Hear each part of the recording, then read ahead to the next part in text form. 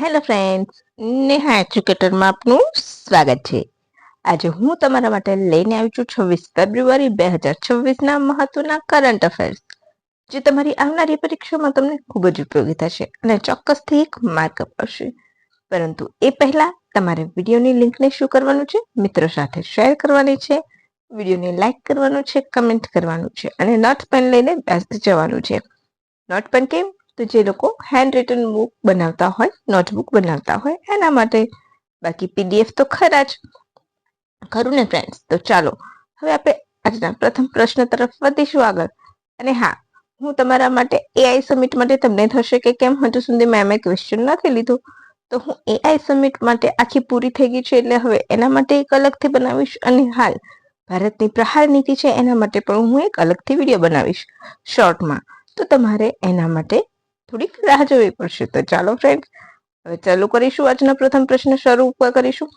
તાજેતરમાં યુનેસ્કો દ્વારા Asia Pacific award પર કલ્ચર હેરિટેજ કન્ઝર્વેશનમાં મેરિટ એવોર્ડ કોને મળ્યો છે? ખૂબ ચર્ચામાં રહ્યું છે Vasai cathedral church, basilica of bomb church, capitol complex કે પછી ભીમબેટકા ગુફાઓને. યુનેસ્કો દ્વારા Asia Pacific award culture heritage કન્ઝર્વેશનમાં મેરિટ એવોર્ડ કોને મળ્યો છે? તો અહીં આપણો જવાબ શું આવશે? Vasai church, basilica of bomb church, capitol complex કે ભીમબેટકા ની ગુફાઓ? બોલો. તો અહીં આપણો જવાબ આવશે ઓપ્શન એ, વસઈ ચર્ચ. ડન, યાદ રાખજો. આપણે જોઈશું યુનેસ્કો દ્વારા એશિયા પેસિફિક એવોર્ડ પર કલ્ચર હેરિટેજ કન્ઝર્વેશન એવોર્ડ 2000થી આપવામાં આવે છે. એશિયા પેસિફિક વિસ્તારમાં ખાનગી અને જાહેર ખાનગી પ્રોજેક્ટને સાંસ્કૃતિક હેરિટેજ જાળવવા પ્રોત્સાહિત કરવા માટે બેંકોકમાં આ એવોર્ડ આપવામાં આવ્યો છે. બરાબર છે? યાદ રાખજો. હવે આ ચર્ચ ક્યાં આવેલું છે? તો મહારાષ્ટ્રમાં આવેલું છે. કેટલું જૂનું છે? તો 475 વર્ષ જૂનું ચર્ચ છે. 15મી-16મી સદીનું ચર્ચ હોય એમ કહેવામાં આવે છે. એનું નામ યાદ રાખજો. એનું પહેલું ઓરિજિનલ નામ યાદ રાખજો. વસઈ ચર્ચનું અવર લેડી ઓફ ગ્રેસ કેથેડ્રલ છે. આ નામ ભૂલતા નહીં. ઘણી વખત તમને એના બદલે આ નામ પૂછી શકે છે સીધું કે એનું જૂનું નામ શું છે, ઓરિજિનલ નામ શું છે, સાચું નામ શું છે. તો યાદ રાખજો. પરંપરાગત હસ્તકલા પદ્ધતિનો ઉપયોગ કરી સિમેન્ટના ઉપયોગ વગર સામુદાયિક ભાગીદારી દ્વારા તેને પુનઃસ્થાપન કરવામાં આવ્યું છે. આ ચર્ચ પોર્ટુગીઝ સમયનું છે, એટલે ગોથિક શૈલીનું ઉદાહરણ પણ કહી શકાય છે. પછી આપણે આટલું આના માટે તમને આપ્યું. હવે મેં ઓપ્શન આપ્યા છે, તો મેં એના માટે પણ તમને એક સરસ મજાની આપી દીધી છે કરંટ અફેર સાથે જીકે. રાઈટ. હવે ગોવા, ગોવા નહીં તો basilica church of bomb church ક્યાં આવ્યું છે? તો ગોવામાં. આ રોમન કેથોલિક ચર્ચ છે. સંત ફ્રાન્સિસના અવશેષો અહીં રાખવામાં આવ્યા હતા. 1986માં વર્લ્ડ હેરિટેજ સાઇટમાં સ્થાન મળ્યું. કેપિટલ કોમ્પ્લેક્સ તો એને પણ વર્લ્ડ હેરિટેજ સાઇટમાં સ્થાન મળેલું છે, ચેન્નઈમાં આવેલું છે. અને ભીમબેટકા ગુફા તો એ પણ વર્લ્ડ હેરિટેજ સાઇટમાં સ્થાન ધરાવે છે. હોમોસેપિયન્સ નિવાસ કરતા હોવાનું માનવામાં આવે છે. અને સૌથી જૂના ચિત્રકલા અહીંયા મળી આવેલી છે એવું કહેવામાં આવે છે. તો આટલા પોઈન્ટ ક્લિયર થઈ ગયા. તમારું જોડકું પણ તૈયાર થઈ ગયું હેરિટેજ પ્લેસ અંગેનું. એવું પણ બને કે ભારતના હેરિટેજ પ્લેસ અંગેનું જોડકું તમને પૂછી લે. ભારતના હેરિટેજ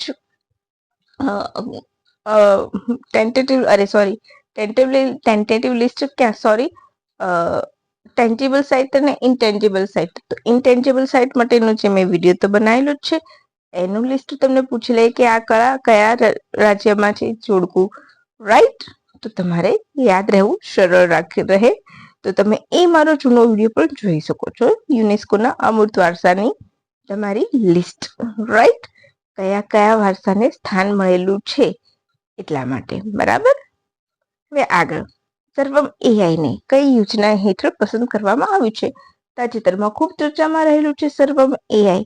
રાઈટ. તો શું છે? ડિજિટલ ઇન્ડિયા, પછી startup India, Indian AI mission કે પછી મેક ઇન ઇન્ડિયા હેઠળ. તો અહીંયા શું આવશે? સ્ટાર્ટઅપને ઇન્ડિયન એઆઈ મિશન હેઠળ પસંદ કરવામાં આવ્યું છે. શું છે? તો સ્ટાર્ટઅપ છે. શું છે? તો LLM વિકસાવવાનું કામ કરે છે.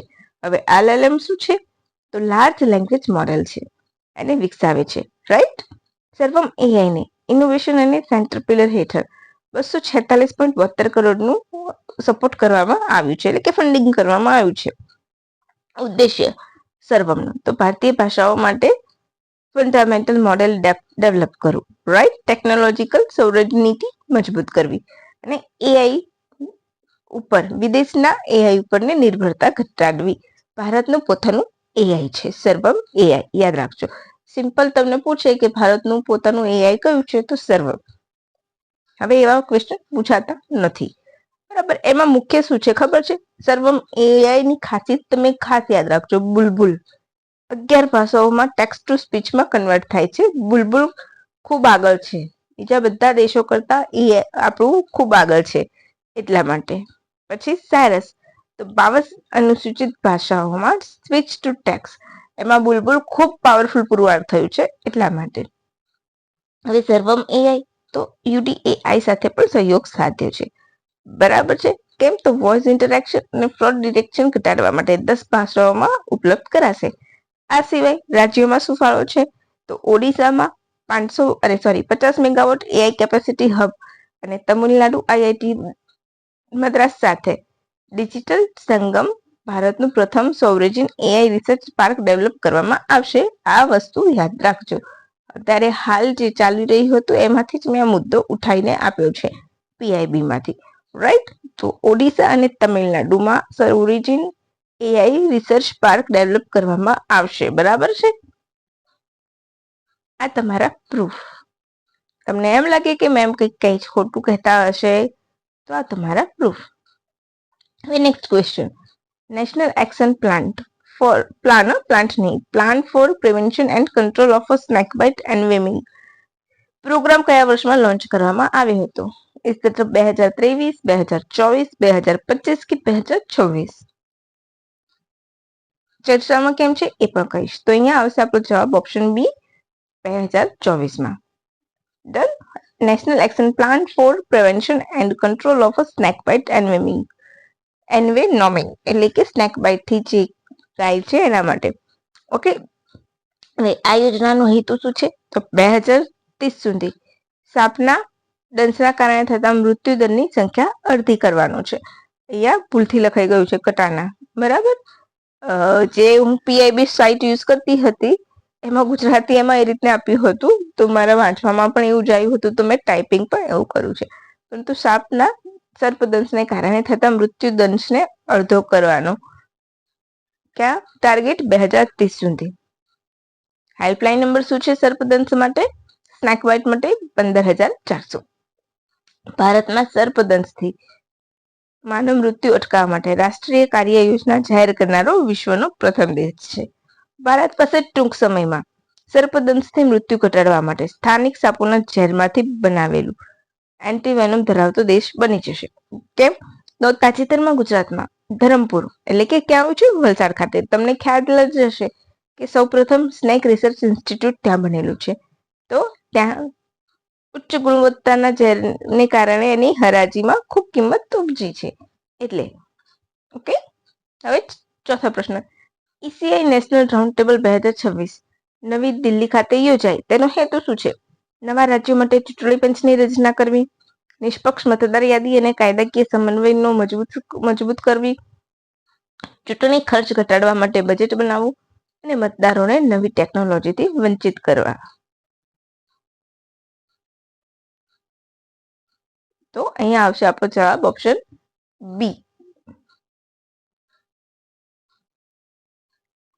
આ પરિષદ છેલ્લે ક્યારે મળી હતી? તો 1999માં.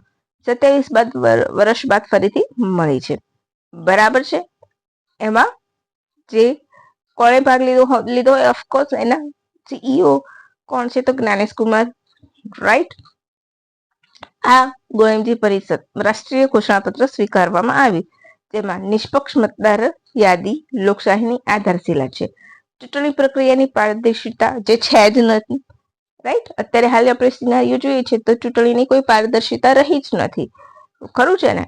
રાષ્ટ્રીય કાર્યક્ષમતા લોકશાહી મજબૂત બનાવે છે, એટલે હવે એક સિનેરિયો બની ગયો છે કે ચૂંટણીની કોઈ પારદર્શિતા હમણાંથી છેલ્લા રસ થઈ રહી જ નથી. ઓકે, કારણ કે એક વસ્તુ છે કે જ્યાં જે લોકોએ ઈવીએમ બનાવ્યું છે એ લોકો જ નથી વાપરી રહ્યા, તો બીજા દેશ આપણે કેમ વાપરીએ છીએ? રાઈટ, એ પ્રશ્ન તો વિચારવા જેવો છે. રાઈટ, ચલો છોડો, આપણે આપણા કામ પર કામથી કામ રાખીએ. ઈસીઆઈ અને એસઈસી એટલે કે રાજ્ય ચૂંટણી પંચ. ઓકે, યાદ રાખજો. મહિને પંચાયતો, નગરપાલિકાના કાયદાઓ સંસદ અને રાજ્ય વિધાનસભાના કાયદાઓ સાથે સુમેળમાં લાવશે. તમને ખબર જ હશે, ઈસીનેટ વિશે આપણે ભણ્યા છે, બરાબર? અને હમણાં આઈઆઈડીઈએમ નો ઉપયોગ રાષ્ટ્રીય સ્તરે કરી શકાય છે એ વાત પણ સ્વીકારવામાં આવી. આ બંને વિશે આપણે હમણાં જ ભણ્યા છે. વિડીયોની લેન્થ ખૂબ લાંબી થઈ જાય એટલા માટે મેં તમને ફરીથી રિપીટ નથી કરાવ્યું, પરંતુ મને ખ્યાલ છે ત્યાં સુધી મતદાતા દિવસની આસપાસ જ મેં તમને કરાવ્યું છે, તો એક વખત તમે જરૂરથી જોઈ લેજો. અને આજનો આપણો છેલ્લો પ્રશ્ન. તાજેતરમાં ચેન્નઈ પોર્ટથી કમિશન કરવામાં આવેલું ASW anti submarine warfare, right, ત્રીજા જહાજનું નામ શું છે? આ ગાયના નથી, બરાબર, ભૂલથી લખાઈ ગયું છે, જહાજ લખવાનું હતું. Option A INS Anjadip, option B INS Arnala, option C INS Androth, option D લખવાનું રહી ગયું છે. ચલો આપણે કૌટિલ્ય લખી દઈએ. હસ્ત બનાવટથી બનેલું જહાજ, બરાબર. તો અહીંયા શું આવશે? Option A Anjadip. Garden Reach Shipbuilders Engineers દ્વારા બનાવવામાં આવ્યું છે, right, ASWSWC. Okay, anti submarine warfare shallow water craft, છીછરું પાણી, શેલો વોટર. પૈકી ત્રીજું જહાજ અંજદીપ 22 ડિસેમ્બર 2025 ના રોજ ચેન્નઈ ખાતે ભારતીય નૌકાદળને સોંપવામાં આવ્યું હતું, જેને સત્તાવાર રીતે કાલે 27 ફેબ્રુઆરીએ સામેલ કરવામાં આવશે એટલે ચર્ચામાં છે. હવે અંજદીપ વિશે મેં તમને પહેલા પણ કરાવ્યું હતું, પરંતુ અત્યારે ફરી કેમ? તો હવે પ્રોપર સત્તાવાર રીતે સામેલ થશે, બરાબર છે? તમને ખ્યાલ છે કે આઈએનએસ અંજદીપને ડોલ્ફિન હન્ટર પણ કહેવાય છે. લંબાઈ કેટલી છે? 77 મીટર. ઝડપ 25 નોટિકલ માઇલ. અત્યાધુનિક હળવા વજનના ટોર્પેડોઝ સ્વદેશી રીતે ડિઝાઇન કરાયેલ એની ખાસિયત છે. તેમજ એન્ટી સબમરીન રોકેટ્સ અને શેલો વોટર અભય સોનારથી સજ્જ છે. તે પાણીની અંદરના જોખમોને શોધવા માટે અભય સોનાર સક્ષમ છે, બરાબર છે. પછી કોસ્ટલ સર્વેલન્સ એટલે કે તટીય ઉપર નજર, LIMO low intensity maritime operation search and rescue પર કામ કરવા સક્ષમ છે. આ જહાજનું નામ અંજદીપ દ્વીપ પરથી રાખવામાં આવ્યું છે. ક્યાં આવેલું છે અંજદીપ દ્વીપ? તો ટાપુ અરબી સમુદ્રમાં. ક્યાં? અત્યારે હાલ ક્યાં છે? તો ગોવામાં છે. 24 સપ્ટેમ્બર 1498 ના રોજ વાસ્કો દ ગામા ભારતની પ્રથમ મુલાકાત દરમિયાન આ દ્વીપને પોર્ટુગીઝ સામ્રાજ્યનો ભાગ જાહેર કર્યો હતો, હાલ જે ગોવાનો ભાગ છે, રાઈટ. આ પહેલા આઈએનએસ એન્ડ્રોથ અને આઈએનએસ અરનાલા. હવે તમારા થઈ ગયા ASW શ્રેણીના 3 જહાજ તમારી પાસે આવી ગયા છે. આવા 8 બનવાના છે, એમાંથી આ ત્રીજું છે. ક્લિયર થઈ ગયું? હવે આ તમારું પ્રૂફ. તો આજનું આપણું કરંટ અફેર આપણે અહીંયા પૂરું કરી લઈશું.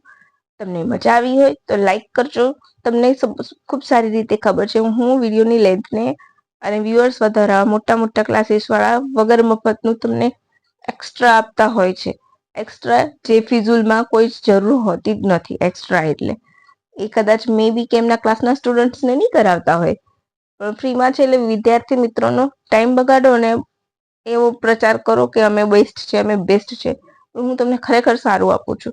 તો પ્લીઝ ફ્રેન્ડ્સ, આ લિંકને શેર કરજો, તમારા માટે નહીં તો બીજા માટે, કે જેને એવો ફાલતુમાં ટાઈમ બગાડવો નથી ગમતો હોતો, ખરું ને? તો ચાલો ફ્રેન્ડ્સ, હવે રજા લઈશું. Thank you for watching my video and have a good day.